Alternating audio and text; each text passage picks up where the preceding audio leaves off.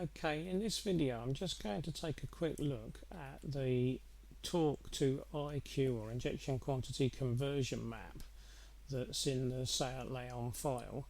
This isn't something that you remap because this is just a converter, so obviously the figures are the correct figures. The only change you might want to make would be to extend it to give it another column perhaps, or two columns, whatever, so that you can have conversions beyond the current conversion values. At the moment it runs to 5,000 revs per minute, which equates to roughly 336 Newton meters of torque, and it converts that to 64.5 milligrams per stroke of fuel. Now obviously if you consider that 64.5 milligrams per stroke of fuel is not enough for what you want, then this isn't good enough for purpose and you would need to add more columns to it. But what I'm going to do at the moment is just ignore that fact for the moment, because what I want to do is just explain what I'm going to do with it using the existing data rather than what I might do to change it. Now what I've done is I've taken a line across diagonally, and I've basically just said to myself, well, if I was accelerating, as I accelerated, the revs would rise relatively uniformly, and so the revs would be rising more or less down like that, the torque would be rising more or less like that, so I would be coming across somewhere in this region. The figures would vary as I changed gear and so on, but I'm not going to worry about anything like that. I'm just going to say to myself, right, now what if I had those figures?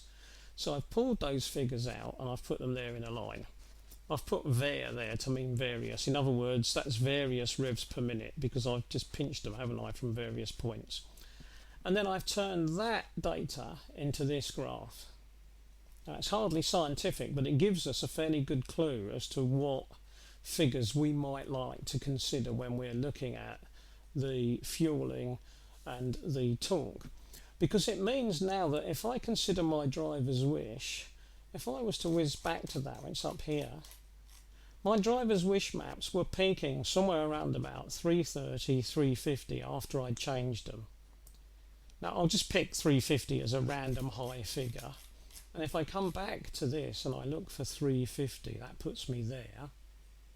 And then if I go up and up and up and I consider following that graph on, it's going to come in at more or less 70 milligrams, isn't it? So assuming that there was more bits to this, so there was another column, just off the edge of the map, my 350 Newton meters would be requesting 70 milligrams.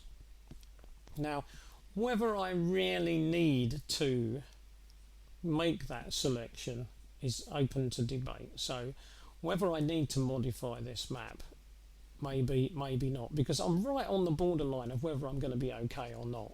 So it would be simpler to do some work on the car, change some of the maps, see how it drives before I consider having to make any changes to this map, because I'm certainly very close to the point where this map will suffice and won't need changing.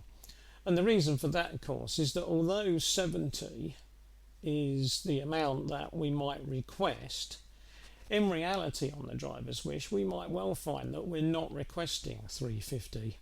We might find that although that's a possible selection, the maximum we ever select is say 320 or 330, in which case we are still on the map.